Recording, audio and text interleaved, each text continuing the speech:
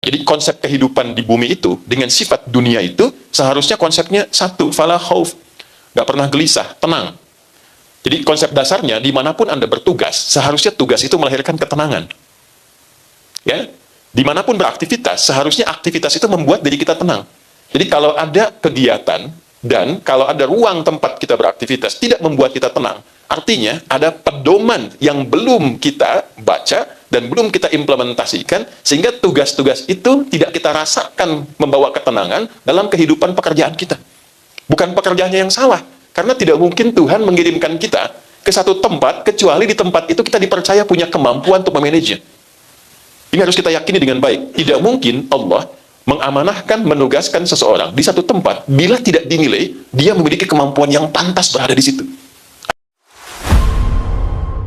Assalamualaikum warahmatullahi wabarakatuh. Alhamdulillah, wassalatu wassalamu ala rasulillah, nabiyyina wa sayyidina Muhammad ibn Abdullah wa ala alihi wa sahbihi ajma'in wa man walah wa ba'd. Sifat yang melekat pada fungsi kehidupan kita di setiap tempat yang dipijak dengan tiga makna itu, sifatnya disebut dengan dunia. Ya, disebut dengan apa? Dunia. Itu dunia itu dari bahasa Arab, dari kata dana, yadnu dunuwan wa dunyaan. Ya, dia membawa dua arti yang sangat padat. Satu, dunia itu artinya sesuatu yang berlangsung dengan cepat, dekat. Ya. Jadi kalau orang Arab mengatakan hadzal ma dani anni, ini air dekat dengan saya. Ya? Sesuatu yang dekat dan cepat. Ya. Tak terasa ya. Rasanya baru kemarin dilantik, sekarang sudah 3 tahun kan? Ya, tak terasa kayaknya baru kemarin tuh. Ya, teman-teman ini membentuk satu komunitas, satu yayasan, ternyata sekarang sudah sekian tahun usianya. Itulah dunia. Sifatnya demikian. Jadi dengan kecepatan itu, kalau kita tidak manfaatkan setiap posisi yang diamanahkan untuk menampilkan tiga makna tadi, maka waktu itu akan terus berlalu, berjalan, dan tidak ada yang hadir pada diri kita kecuali penyesalan. Ya, sesuatu yang cepat bergerak. Dua, dunia itu juga mengandung arti sesuatu yang rusak secara alamiah bila tidak dirawat. Ini gelas bersih, walaupun tak ada airnya, didiamkan saja, sifat dunia itu rusak dengan sendirinya. Anda punya handphone, ya bagus, merek apapun itu, Anda diamkan, tidak diapa-apakan, rusak. Ya, itulah dunia. Jabatan juga begitu. Anda dipercaya dengan jabatan tertentu, ketua tertentu, Anda tidak bekerja, Anda diamkan, rusak fungsinya. Dan cepat itu berlalu. Itulah dunia. Nah, sekarang pertanyaannya, dengan dua sifat tadi, dan kita sedang membuat satu bentangan jalan yang Anda beri nama jalan dunia. Dan di titik itu kita berjalan, bagaimana kita memanage nilai-nilai kemanfaatan, nilai-nilai kesuksesan, nilai-nilai kebergantian di tengah situasi yang berjalan sedemikian cepat dan ada potensi-potensi kerusakan yang mungkin lahir bila tidak dimanage dengan baik. Nah, itu bagian tema pertama yang nanti kita akan coba urai. Ini belum mulai kita ya, ini baru mukaddimah ya. Salah sendiri bikin judulnya panjang-panjang dulu. Dua, apa itu akhirat? Ini loh, ada akhir, ada akhirat. Itu berbeda. Jika Anda katakan akhir, akhir itu ujung sesuatu yang masih membuka ruang setelahnya. Saya katakan gini, itu pintu ya, di ujung sana, ya kan? Dzalikal bab, ya kan? Itu pintu, itu akhir dari ruangan ini. Tapi ketika dibuka, ada ruang baru yang kemudian kita bisa masuki. Itu akhir namanya. Tapi kalau akhirat, itu ujung sesuatu yang betul-betul ujung dan tidak ada ruang lagi setelah itu. Jadi kalau sudah berada di situ, maka sifatnya abadi akan di situ saja dan tidak akan berpindah ke tempat yang baru. Nah, pertanyaannya, ada ruang apa di akhirat itu yang menjadi ujung kehidupan kita dan tidak ada perpindahan setelah itu? Itu kalau ingin sukses, ingin bermanfaat, ingin bisa menghasilkan, kadar-kadar yang baik dalam berkehidupan, maka diturunkan. Bagi umat Islam itu ada di Quran surah kedua Al-Baqarah di ayat ke-38. Qulna bitu minha jami'a fa imma ya'tiyannakum minni hudan faman tabi'a hudaya fala khaufun 'alaihim wala hum yahzanun. Adam, Hawa, tiba saatnya kehidupan misi di dunia itu sekarang dimulai. Engkau turun, bersamaan dengan turunmu aku berikan pedoman berkehidupan. Oke? Jika engkau konsisten mengikuti pedoman ini, maka aku jamin hidupmu fala khaufun, tidak akan pernah merasa gelisah. Alaihim walahum yahzanun, dan tidak akan pernah merasa sedih. Baik, jadi konsep kehidupan di bumi itu dengan sifat dunia itu seharusnya konsepnya satu, fala khauf, gak pernah gelisah, tenang. Jadi konsep dasarnya dimanapun Anda bertugas, seharusnya tugas itu melahirkan ketenangan. Ya, dimanapun beraktivitas, seharusnya aktivitas itu membuat diri kita tenang. Jadi kalau ada kegiatan dan kalau ada ruang tempat kita beraktivitas tidak membuat kita tenang, artinya ada pedoman yang belum kita baca dan belum kita implementasikan, sehingga tugas-tugas itu tidak kita rasakan membawa ketenangan dalam kehidupan pekerjaan kita. Bukan pekerjaannya yang salah, karena tidak mungkin Tuhan mengirimkan kita ke satu tempat, kecuali di tempat itu kita dipercaya punya kemampuan untuk memanage. Ini harus kita yakini dengan baik. Tidak mungkin Allah mengamanahkan, menugaskan seseorang di satu tempat, bila tidak dinilai, dia memiliki kemampuan yang pantas berada di situ. Ayatnya jelas. La yukallifullahu nafsan illa usaha. Tidak mungkin Allah memberikan tugas pada seorang hamba jika tidak dinilai memiliki kecakapan untuk bisa menunaikan tugas di tempat itu dengan baik. Nah, sekarang pertanyaannya, ketika ditempatkan di sana, apakah sudah membaca pedoman-pedoman yang baik sehingga dalam penunaian tugas itu kita bisa merasa nyaman dalam menunaikannya? Konsep dasar yang pertama. Demikian di rumah tangga juga. Ya, kalau dibawa dalam konteks kehidupan rumah tangga, seharusnya menjadi ibu itu menenangkan. Wala yahzanun, menyenangkan. Seharusnya menjadi suami itu menenangkan, menyenangkan. Jadi kalau di rumah tangga ada kegelisahan akut yang tidak pernah bisa diselesaikan, coba dilihat. Mungkin bukan karena kedudukannya kurang tinggi, hartanya kurang banyak, ada pedoman rumah tangga yang belum dibaca seutuhnya. Ya, dan persoalannya kadang-kadang dulu saya lompat sedikit ya. Di Melayu saja, kalau mau nikah itu, biasanya calon menantu datang ke rumah calon mertua, nanti melamar pada bapaknya. Setelah itu nanti dia diberikan waktu kurang lebih 6 bulan untuk belajar tentang bagaimana jadi suami yang baik, mengolah nilai-nilai pedoman berkehidupan rumah tangga. Istrinya diajari oleh ibunya, lalu diberikan daun pacar di kukunya. Ya, dan itu masa itu disebut dengan masa pacaran namanya. Ya, seorang calon istri ditandai dengan daun pacar, belajar tentang fikih rumah tangga minimal 40 hari sebelum terjadinya pernikahan. Masa itu disebut dengan pacaran. Jadi bukan naik beca berdua, belum halal ya, sebeca seakan milik bersama, tukang beca nggak ada gitu. Sehingga ketika menikah, sebagian rasa kasih sayang sudah dihabiskan dalam masa-masa pergaulan itu. Kembali ya, saya agak cepat. Itu konsepnya. Jadi kalau ada lirik di sini senang, di sana, di mana-mana, memang konsep kehidupan begitu.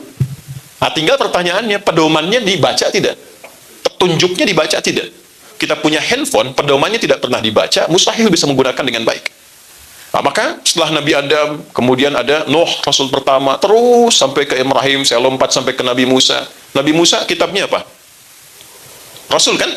Ya, beliau Rasul kan? Diberi kitab kan? Kitabnya namanya Taurat. Taurat ketika diperkenalkan, itu bukan hanya namanya, tapi fungsinya.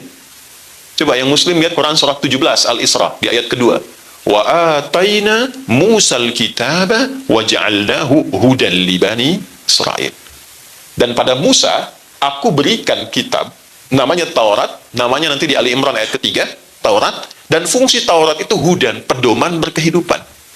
Objeknya siapa? Pada saat itu komunitasnya namanya Bani Israel, satu region saja. Nabi Isa, saya lompat cepat ya, beliau membawa Injil. Injil itu apa fungsinya? Hudan, pedoman berkehidupan li Bani Israel, bagi kaumnya pada masa itu. Langsung cepat Nabi Muhammad SAW, beliau dapat pedoman. Namanya apa kitabnya? Al-Quran. Al-Quran ketika diturunkan bukan sekedar untuk dibaca. Membaca itu gerbang pembuka untuk mengetahui isi, sehingga dengan mengetahui isinya kita bisa praktekkan pedoman dalam Al-Quran itu pada kehidupan. Turunlah Quran surah kedua ayat 185 itu. Syahrul Ramadan alladzi unzila fihil Quran hudal linnas. Di bulan Ramadan diturunkan Al-Quran itu bukan untuk sekedar dibaca. Ya. Dibaca itu untuk paham isi. Semua orang kalau ingin, hukumnya kan begitu. Ingin tahu apapun bisa baca dulu kan? Ya, namanya qiraah. Makanya ayat pertama turun itu Iqra. Iqra itu ya kemampuan untuk membaca, pada dasarnya awal maknanya kemampuan untuk membaca walaupun belum memahami isinya. Yang tidak menuntut pemahaman, yang penting baca dulu. Ya, makanya dulu ada buku Iqra kan? Ya kan? Kan tidak dituntut paham kan? Ya kita cuma bisa belajar tahu huruf a fathah a fa fathah fa lam dhamma u lu apa lu gitu kan. Salah jawab gitu. Tapi kan nggak dituntut kita untuk memahaminya. Sama bahasa Indonesia dulu waktu SD. Ini Budi, ini ayah Budi, ini ibu Budi, ini teman Budi. Sampai sekarang saya cari, nggak pernah dijelaskan siapa itu Budi. Di mana dia tinggal? Kan siapa ayahnya, siapa ibunya? Karena yang dituntut dari situ hanya bisa membaca. Tapi setelah bisa kita baca, levelnya naik menjadi pemahaman untuk mengkaji apa yang dibaca. Indahlah dari Iqra qiraah kepada tilawah. Utlu ma uhiya ilaika minal kitab. Coba transformasikan dirimu dari sekedar baca sampai sekarang menelaah, memahami apa yang dibaca itu. Setelah paham, bawa itu sebagai pedoman berkehidupan. Itulah tilawah.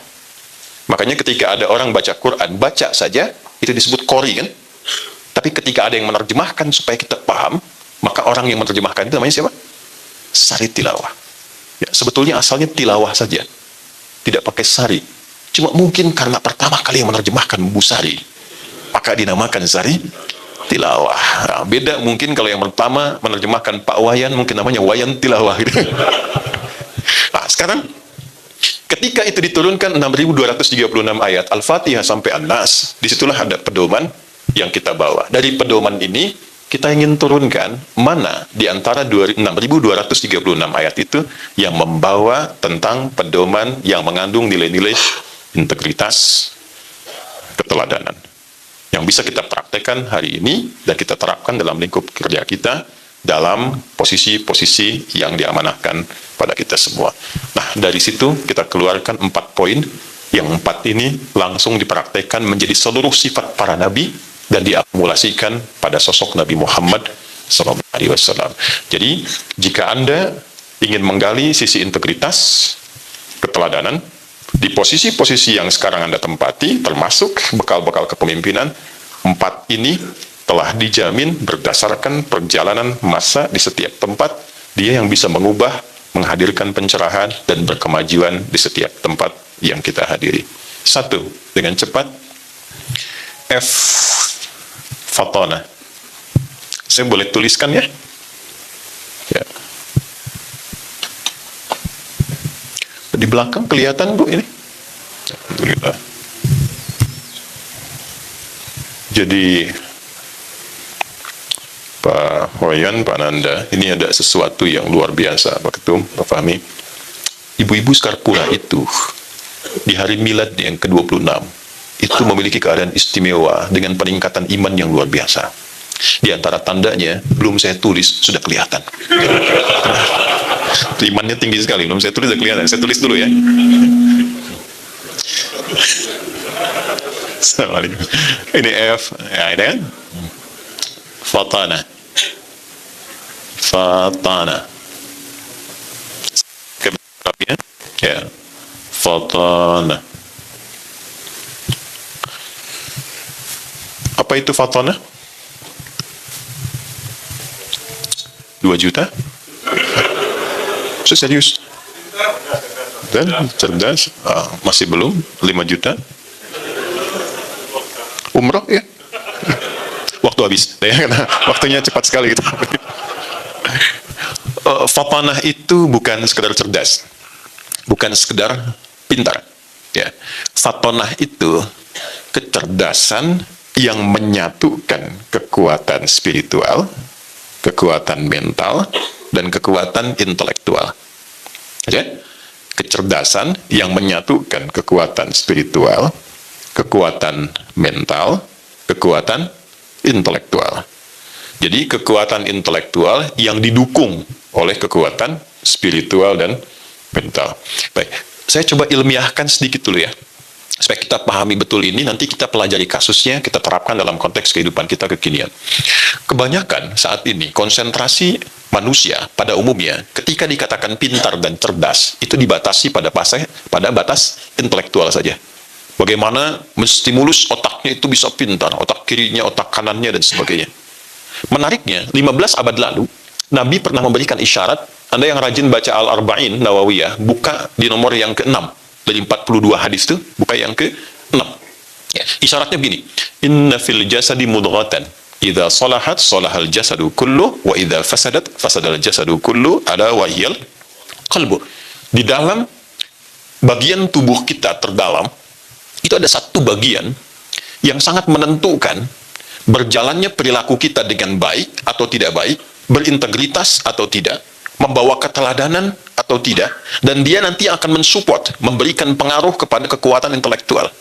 Ya, dia adalah qalbu.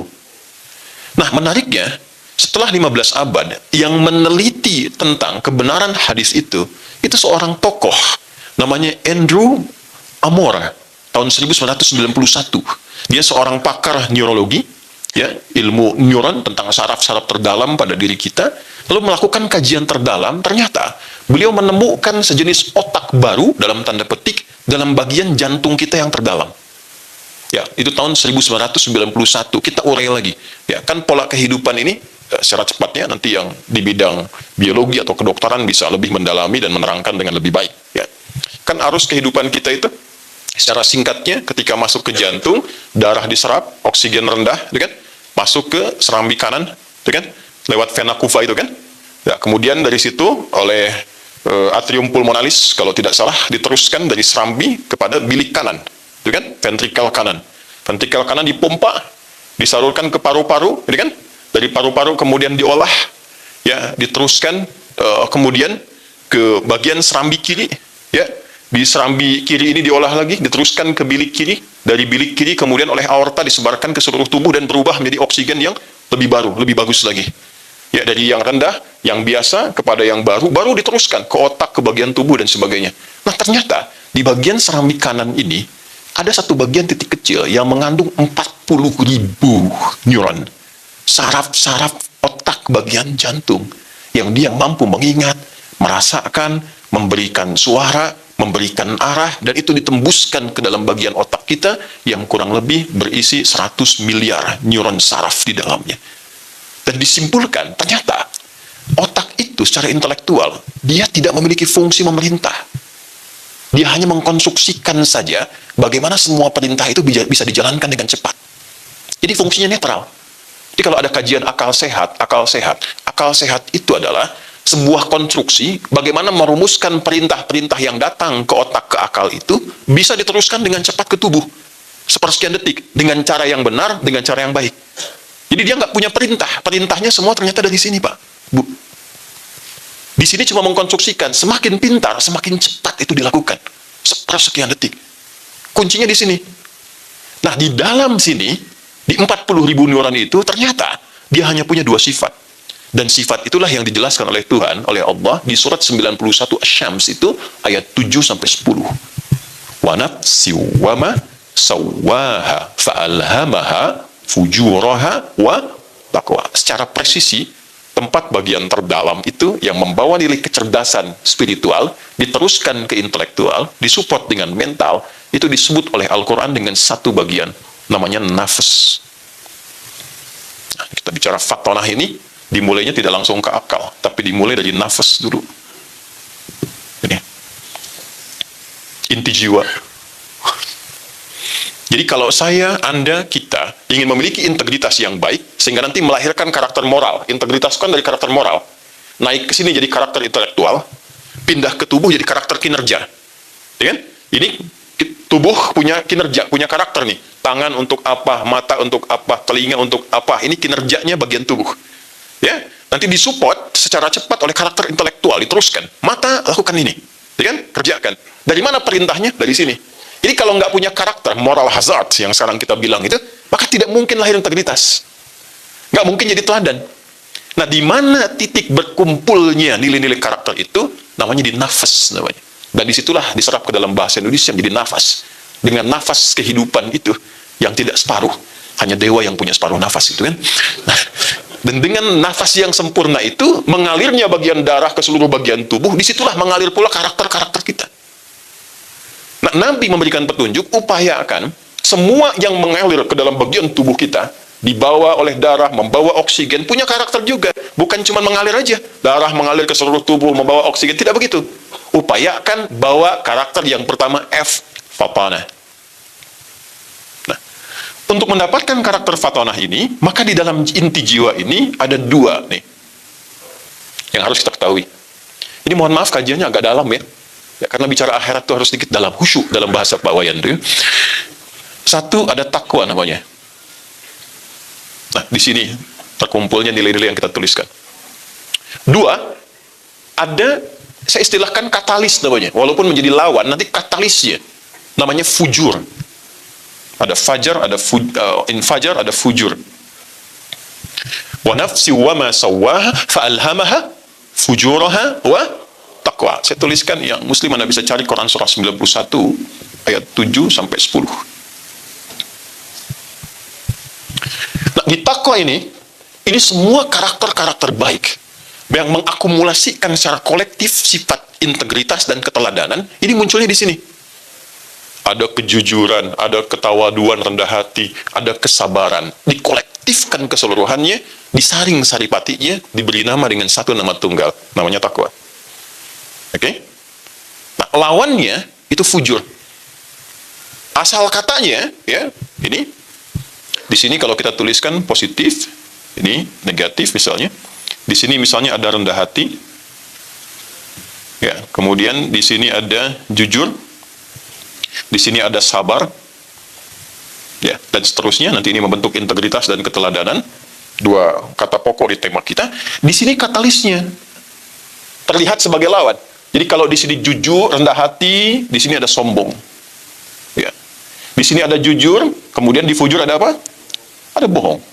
Walaupun Anda mengatakan tidak ada dusta di antara kita, potensi dusta itu selalu ada. Oke? Baik. Kalau di sini ada sabar, di sini ada amarah. Ya. Di potensi sombong itu ada. Ya. Belum diangkat, sudah bikin kartu nama baru gitu kan? Tiba-tiba ada koreksi. Bisa ada. Ya, dulu pakai sepeda, belum punya jabatan, semua disapa. Ya. Udah punya mobil, buka pintu, dan nggak bisa. Gitu ya. Nah, itu potensinya ada. Ya, sombong itu ada, angkuh itu ada, dusta itu ada. Ya, potensi dusta, potensi menipu itu selalu ada. Baik ya, walaupun misalnya, mohon maaf, ya Anda berusaha ibadah, Anda berusaha sholat, ya, semakin tinggi, semakin muncul takwanya. Tapi semakin rendah, semakin muncul potensi fujurnya. Ya, Anda jadi pimpinan, kan? Tiba-tiba datang tawaran ini, itu, dan sebagainya. Potensi ini selalu ada. Ya, demikian amarah dan sebagainya. Nah, caranya bagaimana mengolahnya supaya menjadi fatanah? Nah, ini kecerdasan ini yang akan membentuk nilai-nilai keteladanan dalam kehidupan. Perhatikan cara kerjanya. Ya, perhatikan baik-baik. Wa nafsi wa ma sawwaha fa alhamaha fujuraha wa taqwaha. Ayat 9-nya, qad aflaha man zakkaha. Qad aflaha, qad itu harfu tahqiq wa taqrib. Tahqiq itu yang menjamin sesuatu, takrib itu mendekatkan sesuatu pada tujuan. Oke? Baik, aflah dari kata falah. Dia punya dua arti. Sukses dan bahagia. Success and happiness. Ya? Jika Anda ingin mendeskripsikan kesuksesan saja, maka dalam bahasa Arab itu disebutnya namanya fauz. Fauz, sukses tapi belum tentu bahagia. Ya, kata dasarnya, konsep awalnya. Turunannya ada faiz, faizin, fauzan, dengan faizah. Kalau ada yang namanya fauzan, itu orang yang diharapkan sukses dalam hidupnya, walaupun belum tentu bahagia. Ya? Nah, itu dari kata fauz. Kemudian ada bahagia belum tentu sukses. Itu farah namanya, dari kata fariha. Sifat laki-lakinya farhan. Ya, perempuannya farah. Ya, ada yang namanya farah misalnya, ya, atau farhan, orang yang diharapkan bahagia selama hidupnya. Ya, walaupun belum tentu sukses. Oke. Nah, sekarang Pertanyaan saya kasih pilihan nih. Anda pilih mana? Ya, sukses belum tentu bahagia, atau bahagia belum tentu sukses. Sederhananya begini, Bu ya, kaya tapi gelisah, atau miskin tapi tenang. Nggak ada pilihan ketiga. Nah, Tuhan Maha tahu nih, pasti kita cari yang ideal kan? Ya, kaya dan tenang, sukses dan bahagia. Kalau kita gabungkan dua nama itu, maka berubah menjadi falah namanya. Falah. Kalau kita genggam itu, genggam, jangan sampai lepas. Saya pengen dapat, itu nggak ingin saya lepaskan. Namanya aflah. Qad aflaha. Aku jamin, orang-orang yang mampu mengolah bagian dirinya dengan baik ini, dia akan mudah mendapatkan kesuksesan dan dekat kepada kebahagiaan dimanapun dia beraktivitas, dimanapun dia bertugas. Jangan ngangguk dulu, belum selesai nih ya. Oke. Nah, bagaimana caranya? Man zakkaha. Man itu penawaran personal bersifat general. Ya, ismun mausulun yadullu alal fardiyatil ammiyah bahasa Arabnya. Ya, paham? Tidak. Ya, huruf yang menawarkan tawaran personal. Jadi kalau Anda melihat kata man, itu rasakan tawarannya buat saya gitu, bawa ke personal. Tapi terbuka general, mau laki-laki, mau perempuan, di posisi apapun. Jadi Allah ini nawarkan begini, hei fulan, Anda pengen sukses, siapapun Anda, saya tidak melihat Anda siapapun. Kalau Anda ingin sukses, bawa ini, dimanapun Anda beraktivitas, maka pedoman ini mengantarkan Anda pada figur berintegritas, memiliki keteladanan, dan dekat kepada kesuksesan dan kenyamanan. Nah, apa polanya?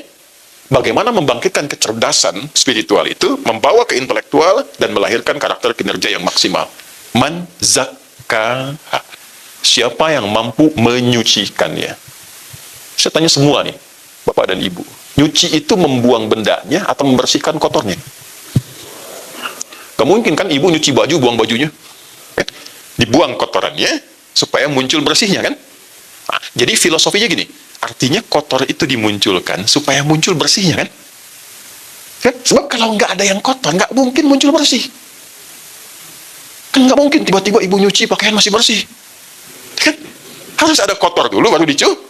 Nah, ini juga sama, Pak. Amarah ini diciptakan, bukan supaya kita marah-marah, bukan. Bukan ingin membuat diri kita pemarah, bukan. Tapi supaya sabarnya muncul. Sebab kalau tidak ada amarah, nggak mungkin muncul sabar. Jadi kalau ibu pulang ke rumah menemukan suami marah, bukan Allah ingin menjadikan suami ibu pemarah, bukan.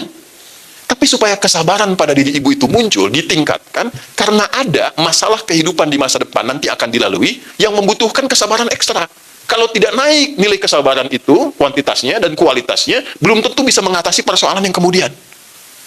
Paham nggak? Jadi berbahagialah ketika ibu pulang mendapatkan suami marah, itu artinya sebentar, Allah ingin menaikkan nilai kesabaran, cepat cari lawannya, itu poinnya. Itulah fatonah namanya, cari lawannya. Ya, ya sama, semua jadi diuji, Bu. Jangan dikira hanya direktur saja, manajer, IO saja. Ustadz juga begitu. Ustadz juga begitu. Makanya jarang ustadz yang ceramah itu bawa istrinya. Ini live apa direkam? Aman ya. Nah, jadi pola awalnya cari lawannya. Marah diciptakan bukan ingin membuat seseorang jadi pemarah, tapi tepat cari lawan. Dari amarah itu sabar. Apa lawannya cemberut? Senyum. Anda pulang ke rumah, dia disi cemberut. Anda senyum. Assalamualaikum. Kayaknya kenal gitu ya. Masya Allah. Ini emas 2 kilo, selesai masalah.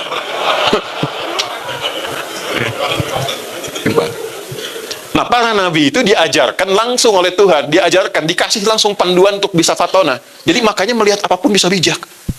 Nah, kita hanya ditanamkan potensi.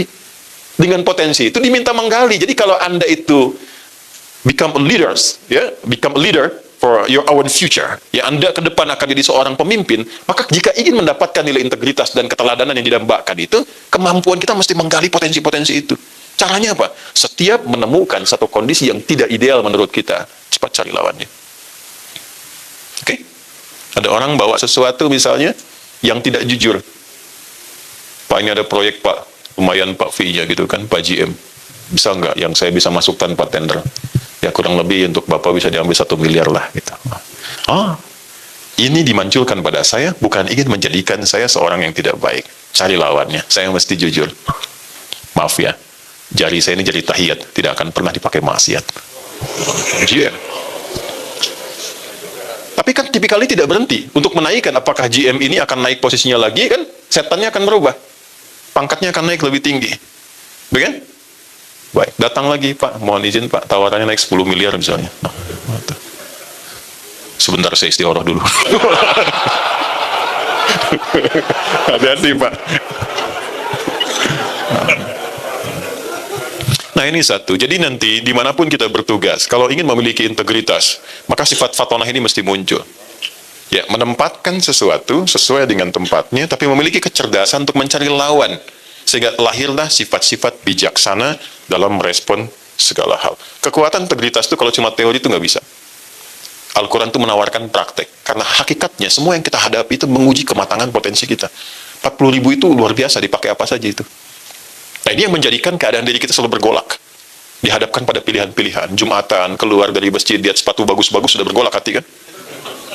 Ya kan? Yang bertarung kan dua. Apakah sifat ini yang muncul sendiri ke atas? Ya kan? Atau yang ini? Dalam dunia pekerjaan kita, selalu akan dihadapkan pada dua pilihan ini. Sesuatu yang menjauhkan dari yang baik kepada yang buruk, itu bahasa Arabnya syaitana. Sifatnya syaitan. Ya kan? Nah, syaitan mencoba untuk menjauhkan dengan menembus kita, ini karena agak dalam, pembahasan spiritual, dia tembus dari sini. Dari gapuranya, dia masuk dari sini. Tembus ke kolbu, sampai ke nafas, sampai ke fujur. Kan? Makanya bagi umat Islam, milenial, kontemporer, kekinian, ada satu surat dari 114 yang paling favorit bagi umat Islam dimanapun di muka bumi. Surat An-Nas itu. Ya, Qul a'udzu birabbin malikin ilahin. Nah, teruskan. Min syarril waswasil alladzi fi sudurin nas. Was-was, bisikan halus yang tak terlihat tapi sampai menghujam langsung ke sini. Bisikan untuk nyogok, bisikan untuk korupsi. Ya. Di mana orang datang nitip 200.000 bisa lewat. Proses dimudahkan, nitip sekian bisa lewat, kan? Jalan cepat, fast track, tapi menggunakan cara-cara yang tidak tepat. Dan misal, saya contoh saja gitu kan ada was-was, ada prosedur yang benar, ada prosedur yang salah, bisa terjadi dalam berbagai hal.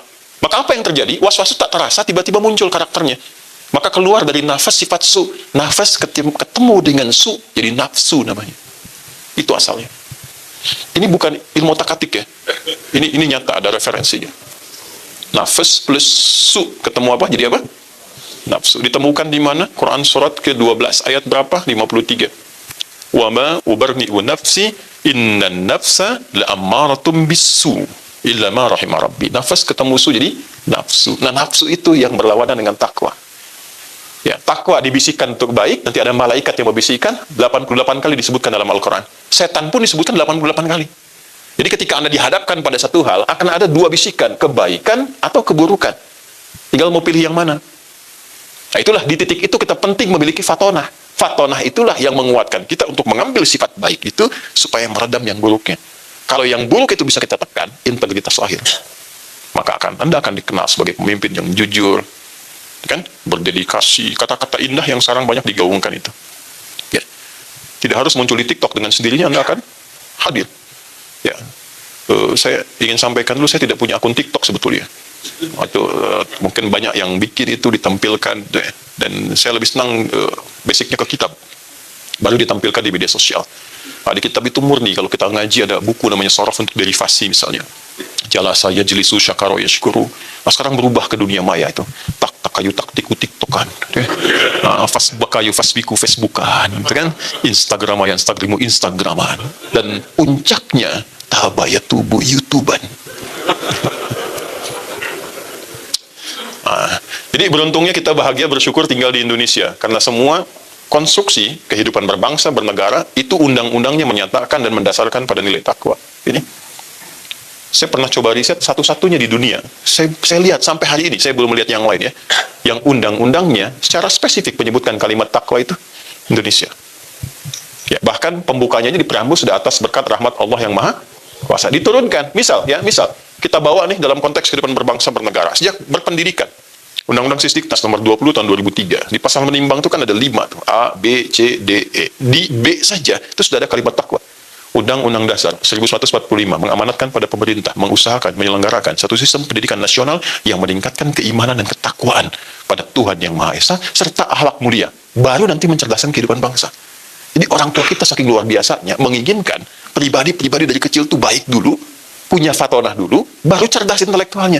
Sebab kalau jiwanya sudah punya integritas, cerdas akalnya, ditempatkan dimanapun pasti jadi orang baik. Ya, yang terjadi kekinian kita dapatkan banyak orang cerdas tapi nggak punya sifat fatonah, kecerdasan spiritualnya kosong. Sehingga kecerdasan intelektual itu didorong oleh nafsunya, digunakan untuk apapun yang memuaskan hajat hidup dirinya. Ini yang bahaya. Ahli hukum banyak, tapi banyak yang dihukum. Ya kan? Ahli ekonomi banyak, tapi belum mengangkat ekonomi jadi stabil. Kenapa? Karena kurang dari sisi awal. Ini fatonah. Maka tadi, dari 37 kurang lebih tempat calon-calon ketua, ya, DPC, calon pimpinan ke depan, jika menjadi dan mengharapkan menjadi pribadi yang berintegritas, ideal, mengukir sejarah baru, bahwa di setiap tempat ditempatkan dalam wilayah angkasa pura itu, seluruh pimpinannya memiliki sifat yang pertama, yaitu fatonah. Itu akan jadi sesuatu yang sangat luar biasa. Ya. Sehingga satu saat orang akan mengatakan, di mana ya kepemimpinan yang paling jujur di Indonesia ini? Oh itu loh, ada di Bandara Ngurah Rai misalnya. Di mana ya yang punya kejujuran dan kesabaran? Itu loh, ada di Bandara Soekarno-Hatta. Di mana ya yang ada di sini? Itu loh di Bandara A, Bandara B, Bandara C. Sehingga orang akan menyimpulkan bahwa, oh, Sekarpura menjadi satu rujukan untuk membangun sifat-sifat integritas dalam konteks ber-Indonesia. Yang kita harapkan. Bawa ke Polri nomor 1 dari Tribrata. Bawa ke TNI nomor 3. Ada 7 Sabta Marga namanya. Ya, yang ketiganya itu adalah takwa. Kami tentara Indonesia yang bertakwa pada Tuhan Yang Maha Esa, membela kebenaran, kejujuran, dan keadilan. Ya, bawa ke hakim, punya pancadharma. Nomor 1-nya keimanan, ketakwaan. Itu poin pertamanya. Makanya kenapa setiap putusan pimpinan di Indonesia itu, atasnya itu bintang dulu, baru padi kapas, baru dengan rahmat Tuhan Yang Maha Esa. Karena untuk mengharapkan terkoneksi dengan Tuhan, terbuka gapuranya, terkoneksi dengan Tuhan, dengan terkoneksi dengan Tuhan itu keluarlah keputusan yang berkeadilan sosial. Ini nilainya. Jadi kalau kita bicara integritas tanpa menghadirkan sifat fatonah, mustahil jadi teladan. Nah ini nanti akan membentuk sebuah sinyal-sinyal dari sini ke tubuh kita yang membawa nilai-nilai keteladanan ini. Contoh gini, ini cepat ya, praktek aja. Apa fungsi mata? Melihat kan? Nah, itu belum ada fatonah. Kalau sudah ada fatonah, mengalir di dalam sini, memberikan arah kepada mata, ada vektornya. Dibimbing mata untuk melihat. Apa yang dilihat? Yang baik-baik saja menurut karakter takwanya. Sebut iman namanya. Nah, bagi yang muslim tuh surah 24, surah cahaya. Ayat 30 untuk laki-laki, 31 untuk perempuan. Kullil mu'minina. Katakan pada orang-orang yang yakin pada Tuhan dan akan kembali ke akhirat nanti akhirat. Ya, yaghuddu min absarihim, tolong gunakan matamu dipandu oleh sinyal takwamu, melihat yang baik-baik saja. Ketika yang dilihat tak pantas, tak baik untuk dilihat, maka palingkanlah dengan cepat dia berpaling. Panduannya di sini. Ya, dari mata turun ke? Jangan langsung ke hati aja. Ke lisan, ke mulut. Ya, kalau sudah masuk mulut, berubah fungsi karena punya fatonah. Man kana yu'minu billahi wal yaumil akhir falyakul khairan aw liyasmut. Siapa yang merasa yakin akan pulang ke akhirat, dinilai dia, maka dia menata lisannya dengan sifat fatonahnya. Katakan yang baik kalau tak mampu diam. Maka indah kehidupan. Lisannya berkata yang baik. Ada orang datang sebagai tamu, kita katakan dengan baik. Wajah otomatis senyum. Tapi pakaiannya tak pantas dilihat karena terbuka aurat. Menurut takwanya nggak boleh lihat, dia palingkan, kan? Tapi tetap menghormati. Dan semua berfungsi cepat. Tidak ada misalnya Pak Ketua Umum ini matanya masih melihat, lisannya istighfar, astagfirullah. Ah, ini penumpang dari Finlandia begitu terbuka, astagfirullah. Cepat. Ya. Nah ini fungsinya. Jadi ini punya cahaya ke tubuh kita ini. Perempuan juga sama. Ayat 31 kan untuk perempuan. Wa qulil mu'minat. Katakan bagi perempuan-perempuan yang yakin dia akan pulang. Ini sekarang pertanyaan dasarnya begini, dari sekian kita bekerja, ini sudah muncul belum karakter ini? Nah untuk memunculkannya, sederhana, pasti Anda dihadapkan pada masalah ini. Sekarang ketika melihat ini, cepat cari lawannya di sini. Ada orang sombong, sombong itu kenapa sih ditampakkan kepada kita? Kenapa harus saya yang lihat? Oh supaya pada diri saya muncul sifat yang ini, rendah hati. Jadi kalau Anda melihat unsur pimpinan yang sombong, ya, dengan apapun kalimat yang disampaikan, gaya hidupnya seperti apa, tampil, kelihatan oleh kita. Kita menyaksikan itu. Itu kita diperlihatkan bukan untuk menikmati dan mencela, bukan. Tapi mengambil ibrah, pesan dari situ supaya menata diri, mencari lawan yang lebih baik. Dengan bahasa yang nyaman diterima dan baik. Dan tidak ada yang tersinggung pada masa itu. Karena memang Nabi Muhammad sudah punya sifat yang kedua, amanah itu. Dari sejak beliau sebelum dilantik jadi Nabi, orang itu merasa yakin, tenang. Ya. Jadi ketika beliau jadi orang baik, namanya solih, semua orang tenang. Abu Jahal, Abu Lahab, macam-macam. Bahkan yang menjadi lawan pun menitipkan barangnya pada beliau, saking merasa tenang ya. Tapi ketika jadi orang yang memperbaiki muslih, barulah ada orang merasa terganggu. Bayang ya, ingat ya, ketika Anda menjadi leader yang ingin memperbaiki, pasti ada zona nyaman bagi sementara orang yang merasa terganggu. Maka apa yang terjadi? Sifat ketiga yang penting, sidik ini. Bagaimana menampilkan kebenaran tugas Anda, tanpa harus menyinggung privasi orang-orang ini, sehingga merasakan kebenaran dari situ. Maka ketika mengatakan kalimat itu, diberikanlah gelar kepada beliau, As-Siddiq. Dari sejak itu, viral. Namanya disebut Abu Bakar As, orang yang mampu menampilkan sebuah nilai kebenaran dengan cara yang elegan, sehingga memberikan sigoh pengaruh terbaik bagi orang-orang di sekitarnya, tanpa harus punya niat menyakiti, apalagi menghancurkan. Siddiq. Sekarang ketika Anda diberikan tugas, bukan hanya kita bicara tentang, wah, bagaimana ini kita punya integritas, tapi bagaimana menampilkan integritas itu tanpa melukai orang lain. Coba lihat indahnya Quran ya. Saya tanya nih dengan sejelas-jelasnya. Kenal Fir'aun nggak? Baik, Anda bilang kenal, saya pulang. Fir'aun. Korun? Tahu ya? Oke. Pertanyaan saya, Fir'aun itu nama asli bukan? Bukan. Siapa nama aslinya? Oh, nggak usah ngarang. Baik. Ramses II, Ramses III, region 1, region 2. Ada ngarang itu bahaya gitu Pak ini. Ini Fir'aun, catat kalimat ini. Anda mau bikin status juga apa-apa. Fir'aun, Fir'aunnya Fir'aun, tidak pernah disebut nama aslinya. Fir'aunnya Fir'aun, tidak pernah disebut nama aslinya. Yang melekat itu nama jabatannya, Farao, Fir'aun, pemimpin, leader. Ya? Apa karakteristik Fir'aun yang paling jahat ditampilkan di Quran itu? Al-Baqarah 49 itu. Yudzabbihuna abna'akum wa yastahyuna nisa'akum. Ada informasi bahwa ini akan ada sosok yang berpotensi menggantikan kepemimpinannya. Langsung ada bisikan. Apa bisik-bisik yang kadang-kadang masalah ini? Ya, nyampaikan hati-hati bos gitu ya. Ini potensi nih menurunkan Anda nih gitu ya. Hati-hati Pak JM dengan pembisik-pembisik gitu ya. Harus punya sifat fatonah itu. Ya, ini berpotensi menghancurkan Anda ini. Langsung keluar dekretnya itu. Dekretnya jelas. Setiap ibu yang sedang mengandung didampingi oleh 2 orang intel. Yang satu mengamati, yang satu mengeksekusi. Ya, dia membawa satu senjata yang taruhlah misalnya pisau pada masa itu. Jadi begitu lahir langsung dilihat laki-laki atau perempuan. Kalau laki-laki itu langsung dieksekusi di hadapan ibu yang baru melahirkannya. Caranya, mohon maaf ya, nanti bisa disensor juga ya. Caranya itu diambil. Zabaha itu beda dengan nahara. Fasholli li rabbika wanhar. Kalau nahara itu menyembelih seperti unta ya, tidak dijatuhkan, biarkan dalam berdirinya disembelih. Di sini posisinya. Tapi kalau zabaha dijatuhkan dulu ya, baru kemudian disembelih. Tapi kalau zabaha pakai tasydid, dijatuhkan dengan kasar, disembelih, digorok berkali-kali. Itu kalimatnya menggunakan zabaha dan menggunakan kata progresif. Terus yudzabbihu. Nah, setiap lihat laki-laki jatuhkan, digorok berkali-kali di hadapan ibu yang baru melahirkannya. Itu kan? Hobinya begitu, ngaku Tuhan. Ana rabbukumul a'la, saya Tuhan yang kalian paling hebat katanya.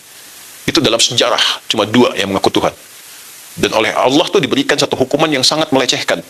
Ya, supaya memberi tanda gitu. Kalau Anda terlalu tinggi, dijatuhkannya itu terlalu dalam. Ya, ditenggelamkan kan? Supaya orang viral, Tuhan tenggelam. Tuhan kok tenggelam gitu? Ya, satu lagi Namrud tuh. Namrud itu kan hancurnya hanya dengan satu nyamuk yang cacat sayapnya. Orang mengatakan lalat riwayat ya, cacat ya. Ya, sehingga masuk ke telinganya, tewas dengan itu. Viral di kalangan masyarakat, ada Tuhan tewas dengan nyamuk cacat itu. Rendah, maka setiap orang yang merasa tinggi, mengangkat dirinya terlalu tinggi, biasanya Allah langsung rendahkan serendah-rendahnya. Itu rumus tuh. Hati-hati ya teman-teman sekalian. Maka apa yang terjadi? Ya, itu dia ngaku Tuhan loh.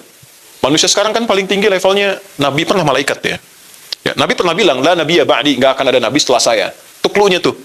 Ya, kalimat itu, makna dalamnya begini, nanti di masa depan, ada orang mengaku Nabi setelah saya.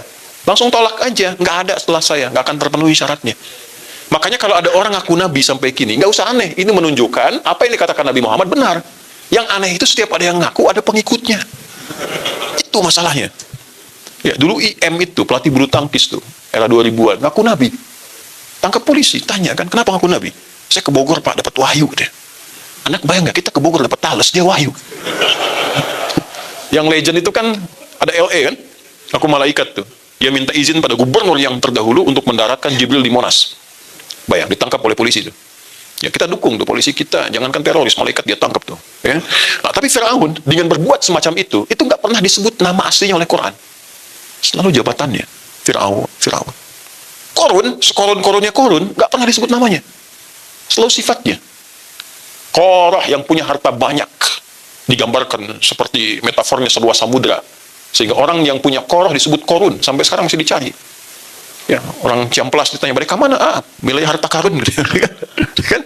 Sampai dicari, tapi nggak pernah ditampilkan namanya. Kenapa? Inilah adab, akhlak. Seburuk-buruknya orang, yang salah itu perilakunya, bukan namanya. Jadi kalau ada orang berbuat salah, jangan sakiti namanya, perbaiki perilakunya. Jangan cederai namanya. Karena jadi ada orang dengan nama yang serupa tidak berbuat yang sama. Dan Anda itu mau menjatuhkan orangnya atau memperbaiki perilakunya. Anda seorang leader, ada bawahan salah. Ya, jangan ditajamkan kata-kata itu untuk menghancurkan namanya dan kehormatannya, perbaiki kesalahannya. Itulah integritas. Itulah siddiq. Itu dahsyatnya Quran itu sampai sebegitu. Dan kalau sudah jadi pemimpin, ada potensi penyimpangan di dalamnya. Menyimpang dari kepemimpinan disebut togo. Kalau kaya, ada potensi penyimpangan dari kekayaan. Penyimpangan dari kekayaan disebut bagha. Makanya di Quran, Korun disifati dengan bagha, Fir'aun disifati dengan togo. Anda 37 orang, DPC calon pemimpin, hati-hati. Ketika mengambil posisi A, akan selalu ada tantangannya. Pelajari itu sebelum menempati ruangnya. Itu, siddiq itu maksudnya. Dan nanti terakhir, untuk mendeliver itu semua, setelah punya kemampuan, yang pertama fatana, amanah, siddiq, bagaimana mendeliver itu dalam konteks kehidupan dan tugas kita. Maka muncul yang keempat, namanya tabligh. Tabligh. Kemampuan berkomunikasi yang baik, sehingga sampai kepada relung hati yang paling dalam dengan pemahaman yang benar. Itulah tabligh. Balaghah itu sampai ke hati dengan pemahaman yang benar.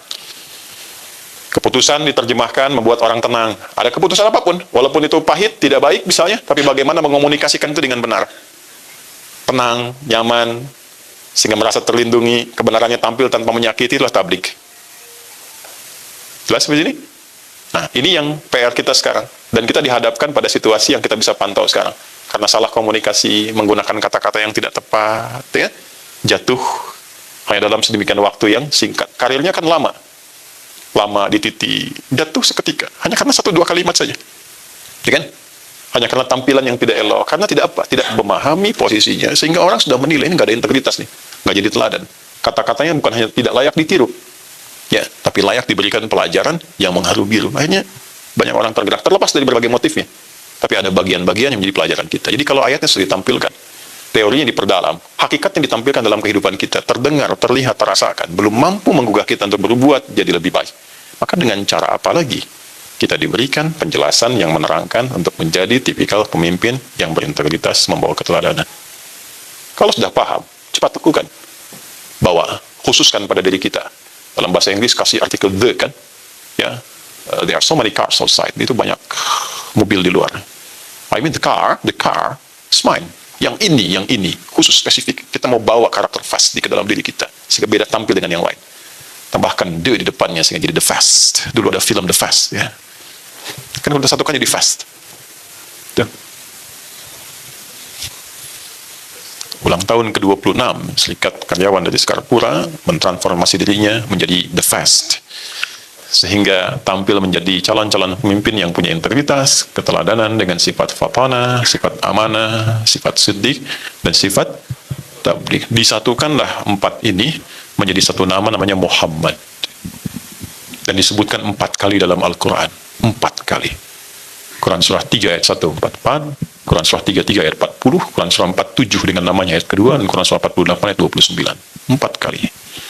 4 sifat, 1 nama. Dan ketika Anda menyebut nama Muhammad, misalnya, sallallahu alaihi wasallam, bukan sekedar menjadi nabi kita, tapi bagaimana keteladanannya bisa kita tampilkan.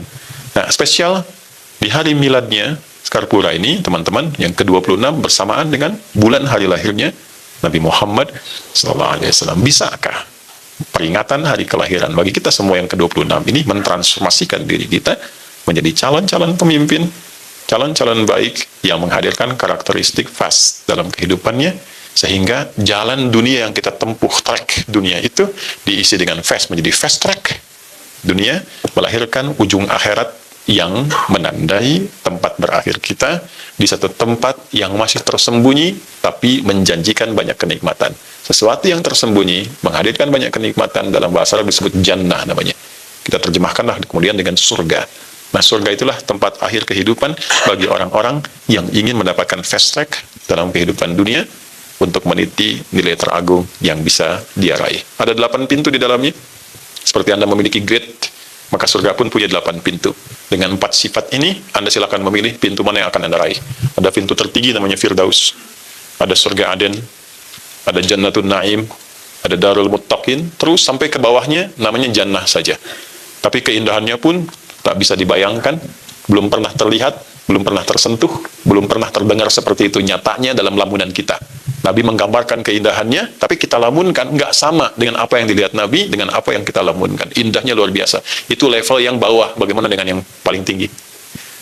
Ya, seorang Arab Badui ditanya, satu kali bertanya ke Nabi, di hadis Muslim, nomor hadis yang ke-14, dia datang ke Nabi berkata begini, "Ya Rasulullah, dullani ala amalin yudkhiluni lil jannata, amalin basitin." Ya Nabi, ajarkan aku satu pekerjaan yang simpel aja.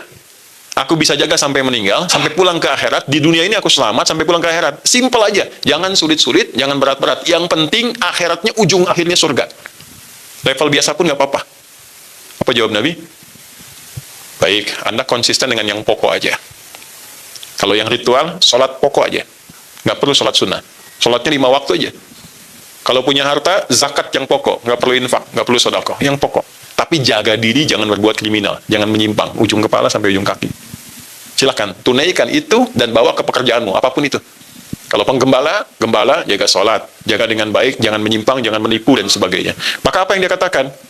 Ya, siap ya Nabi, saya akan jaga yang pokok aja. Saya nggak bisa tambah, dan saya akan jaga diri saya dari perbuatan menyimpang. Maka dia pergi meninggalkan Nabi. Fantalaqo. Kata Nabi, lihat komennya. Komen ini baik, Anda boleh langsung like and subscribe. Kata Nabi, aflaha in sadaqa, ay dakhalal jannata in sadaqa. Kalau dia komitmen dengan apa yang dia katakan tadi, dia akan meniti fast track kehidupan dunia dan dijamin masuk surga di akhirat. Dia pergi. Tapi teman-teman mesti lihat, dia pilih yang paling bawah. Surga biasa itu. Dia pilih. Karena dia merasa bahwa tempat tinggal saya di padang pasir. Oke, kalau saya mau tahajud susah, malam-malam angin datang besar, dingin suasana, saya jaga yang pokok aja. Mau zakat juga cari, tapi mau infak, siapa yang mau diinfakin? Padang pasir. Oke, tapi dia bisa menjaga diri dari perbuatan maksiat. Oke, apa yang kita lakukan? Kita lihat, ya bagaimana memaksiat di padang pasir? Sinyal susah. Oke, mau lihat misalnya auratnya apa? Unta, kadal gurun yang dilihat ya memang sudah terbuka. Ini tantangan minimal, ya minimal sekali maksiat, ya kriminalnya kecil.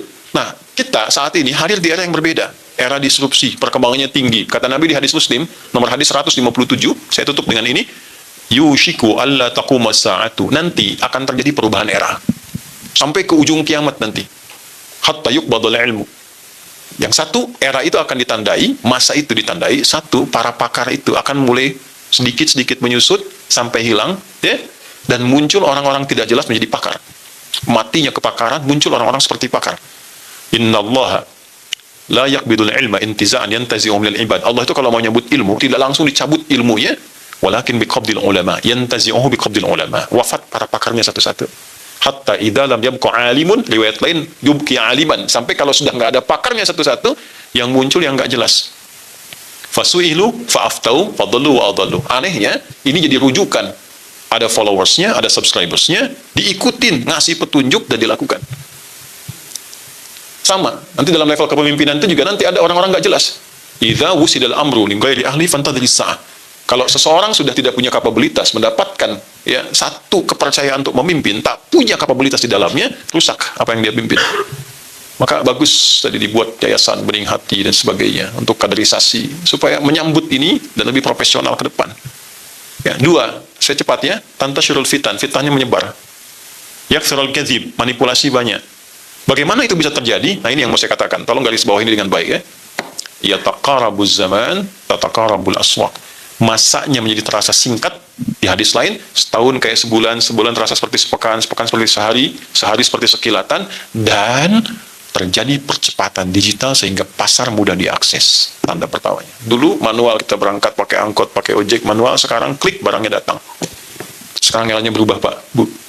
Tantangan di Angkasa Pura, teman-teman Skarpura, eranya berubah. Sekarang era digital, era disrupsi, macam-macam mulai muncul. Saya saja seumur-umur belum pernah ceramah tentang garam, tiba-tiba ada video jualan garam rukyah. Ya, dengan video tampilan seperti saya, ada AI dan sebagainya. Maka inilah tantangan yang kita hadapi saat ini. Tinggal kita hadirkan, tapi alhamdulillah sebelum kita akhiri, kita punya MC yang punya tanda-tanda dari Allah, ayatullah. Ya, punya CEO yang berdharma bakti, alhamdulillah, punya GM yang wicaksana, dan punya ketua yang punya pemahaman yang juga mengangkat kita dengan baik. Fahmi Aziz itu tinggi gitu ya. Dan kita punya keluarga yang baik untuk saling mendukung. Jadilah keluarga yang baik, ya, saling mendukung satu dengan yang lainnya. Yuk kita berdoa, dan doa kita diterima. Astaghfirullahaladzim, astaghfirullahaladzim, astaghfirullahaladzim. La ilaha illa huwal hayyul qayyum, natubu ilaik. اللهم نحمدك حمدا شاكرين حمدا دائما حمدا يوافي نعمه ويكافئ مزيده يا ربنا لك الحمد ولك الشكر كما ينبغي لجلال وجهك الكريم ولعظيم سلطانك اللهم صل وسلم وبارك على حبيبك الكريم رسولك المصطفى الامين سيدنا محمد وعلى اله وصحبه اجمعين اللهم انا نسالك يا الله ان تجمعنا في رحمتك بفضلك وفي حبك واجعل جمعنا هذا جمعا مرحوما وتفرقنا من بعده تفرقا معصوما يا الله kami mohon agar Engkau memberikan rahmat, keberkahan, kasih sayang dalam pertemuan kami di pagi menjelang siang ini. Jadikan pertemuan kami mengikat erat kekeluargaan di antara kami, dan bila pun kami mesti berpisah, jadikan perpisahan kami mempertemukan kami dalam keadaan yang lebih baik dibandingkan hari ini. Rabbana la tad'a lana fi maqamina hadza dhanban illa ghafarta. Ya Allah, jika ada orang-orang yang pernah berbuat salah, berbuat dosa, berkumpul di ruangan ini, jangan biarkan yang meninggalkan tempat ini kecuali Engkau telah gugurkan dan hilangkan kesalahan-kesalahannya. Wala hamman illa farajtah, jika ada yang telah merasakan kegelisahan, mohon tenangkan hatinya. Wala asiran illa yassartah, jika ada yang telah mengalami kesulitan dalam tugasnya, di rumah tangganya, kehidupan sosialnya, dengan keikhlasannya ia datang untuk belajar hari ini, ringankan dan hilangkan serta angkat seluruh kesulitannya. Wala maridan illa syafaitah, jika ada yang sakit, mohon sembuhkan penyakitnya. Allahumma alif baina qulubina wahdina lila tuba ilaika taubatan nasuha. Wa khaffif ya Allah, khaffif sabana yawmal qiyamati nahtadi ilaika ya Allah birahmatik. Ya Allah, kami mohon berikan kami kemampuan untuk memperbaiki diri, bertobat, meniti lembaran baru kehidupan dengan lebih baik, dan menunaikan tugas dengan lebih baik, sehingga dapat meringankan hisab kami di akhirat kelak.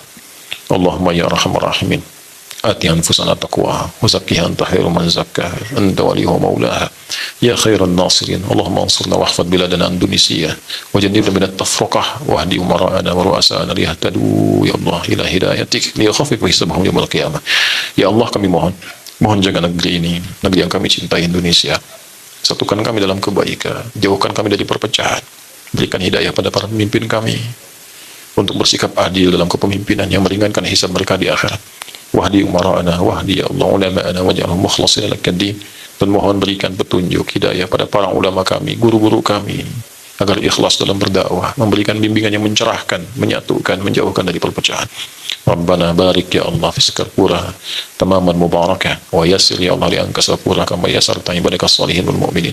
Ya Allah, berikan keberkahan, kebaikan, kemuliaan pada teman-teman yang berhimpun di Skarpura ini, agar dapat menjalani tugas-tugas dengan baik. Mudahkan tugas mereka, lancarkan, sehatkan, berkahi, muliakan keluarganya, dan jadikan satu keluarga yang saling mendukung dalam kebaikan. Rabbana atina fid dunya hasanah wa fil akhirati hasanah wa qina adzabannar. Wa sallallahu ala sayyidina Muhammad wa ala alihi wa sahbihi ajma'in. Wa akhiru da'wana subhanakallahumma rabbana wa bihamdika asyhadu an la ilaha illa anta nastaghfiruka wa natubu ilaik. Walhamdulillahi rabbil alamin. Nasrun min Allah, fathun qarib, wa basyiril mu'minin, wallahu muwaffiq ila aqwamit thariq. Assalamu alaikum warahmatullahi